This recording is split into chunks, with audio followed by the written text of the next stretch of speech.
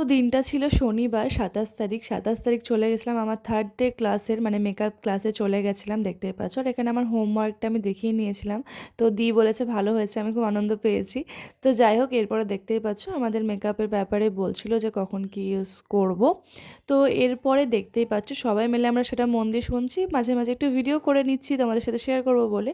আর এরপরে দেখতেই পাচ্ছ আমি বসে গেছি, তার কারণ হচ্ছে যে আমার হেয়ারে দেখানো হচ্ছিল যে কি করে আমরা ক্রিম্পিং করব। তো আমার হেয়ারে বলে না, সবারই মানে এক একজন করে আরেকজনেরও হেয়ারে ওরকম দেখানো হয়েছে।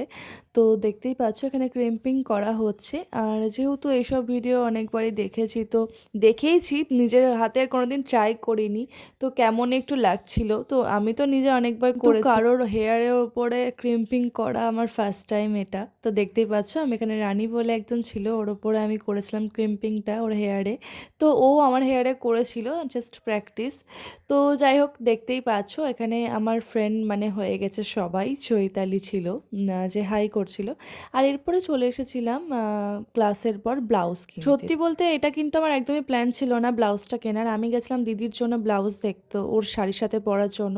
তো আমার এই ব্লাউজটা এত পছন্দ হয়ে যায়, মানে রেড কালারের ব্লাউজটা। আমি ভেবেছিলাম আমার তো বিয়ের জন্য বেনারসি কেনা হচ্ছে, বাট ব্লাউজটা এখনও বানানো হয়নি, যেহেতু আমার ব্লাউজটা মানে পিসটা অতটা পছন্দ না, তাই ভেবেছিলাম আমি কিনবো।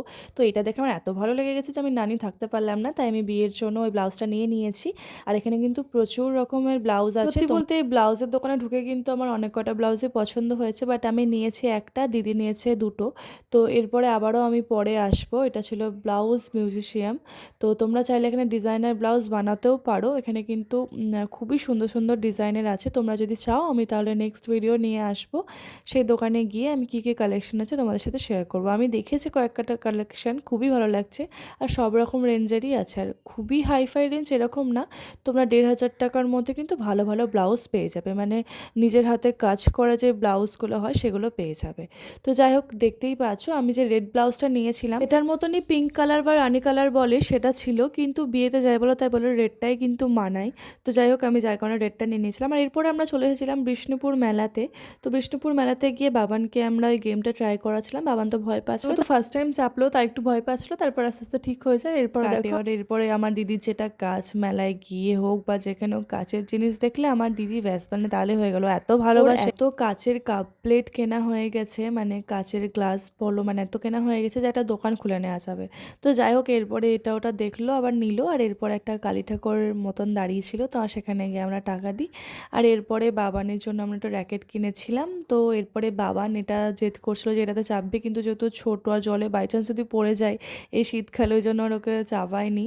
তো এরপরে নিয়ে নিয়েছিলাম আচার, কারণ আমার আচার খেতে খুব ভালো লাগে, মানে আমার মেন ভালো লাগে হচ্ছে কুলের আচার। তো কুলের আচার নিয়ে নিয়েছিলাম, আর একটা চালতার আচার নিয়ে নিয়েছিলাম।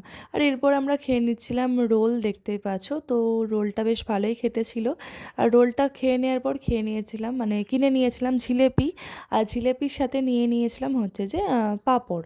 তো পাঁপড়টা কিন্তু মেলার খেতে বেশ ভালোই লাগে। আর বাড়িতে যে দিদা ছিল, তো আমরা পাঁপড় নিয়ে নিয়েছিলাম। আর এরপর আমরা নিয়েছিলাম পাঁশকুড়ার চপ, যেটা দেখানো হয়নি। তো এখানে দেখতে পাচ্ছ পাঁপড় নেওয়ার জন্য দাঁড়িয়ে। এই ছিল ভিডিওটা কেমন লাগলো কমেন্টে কিন্তু অবশ্যই জানিও। Tata, bye bye.